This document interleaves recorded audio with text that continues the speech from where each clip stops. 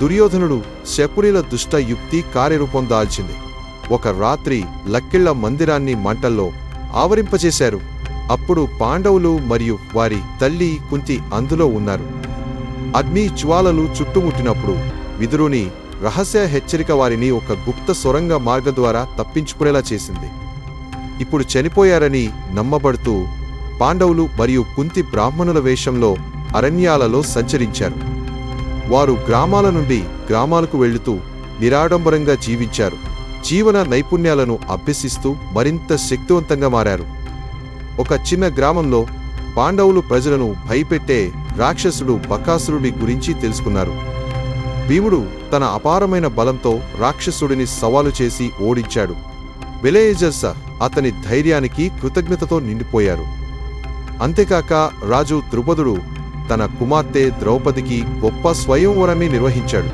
దైవిక ధనుస్సును సృష్టించి చేసి లక్ష్యాన్ని ఛేదించగల శక్తివంతమైన యోధుడు అవసరం. దేశం నలుమూలల నుంచి రాజకుమారులు ఈ సవాల్ కోసం కూడగడ్డారు. ఒకరి తర్వాత ఒకరు శక్తివంతమైన యోధులు ధనుస్సును అణిచలేకపోయారు. అప్పుడు ఒక రహస్య బ్రాహ్మణుడు ముందుకు వచ్చాడు. అతను వేరెవరో కాదు, వేషధారణలో ఉన్న అర్జునుడే.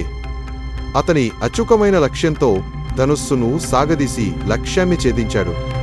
ఈ విజయంతో అతను ద్రౌపదిని వరించేందుకు అర్హత సాధించాడు. ఈ వార్త హస్తినాపురానికి చేరుకున్నప్పుడు దుర్యోధనుడు మరియు కర్ణుడు కోపంతో ఉలికిపడ్డారు. పాండవులు మరణించారని తాము తప్పుగా అంచనా వేశామని వారు గ్రహించారు. ఇప్పుడేమో వారిద్దరూ తెలుసుకున్నారు.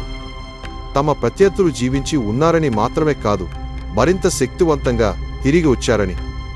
పాండవులు ద్రౌపదిని వెంటబెట్టుకొని ఇంటికి చేరుకున్నప్పుడు కుంతి చూడకుండా, మీరు తెచ్చిన దాన్ని అందరూ పంచుకోండి అని చెప్పింది.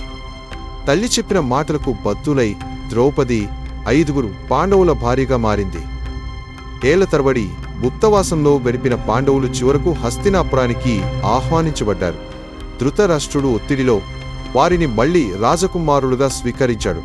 అయితే దుర్యోధనుని ద్వేషం మాత్రం ఇంకా పెరుగుతూనే ఉండిపోయింది. గొడవలను నివారించేందుకు రాజ్యం విభజించబడింది. పాండవులకు ఖండవాప్రస్థం అనే పొడిబారిన భూభాగాన్ని అందించారు. కృష్ణుడి మార్గదర్శకత్వంతో వారు దానిని అద్భుతమైన ఇంద్రప్రస్థ నగరంగా మార్చారు. కఠినమైన శ్రమతో ఇంద్రప్రస్థం ఒక సమృద్ధిశాలి రాజ్యంగా మారింది. పాండవులు జ్ఞానంతో పరిపాలించి ప్రజల ప్రేమను పొందారు.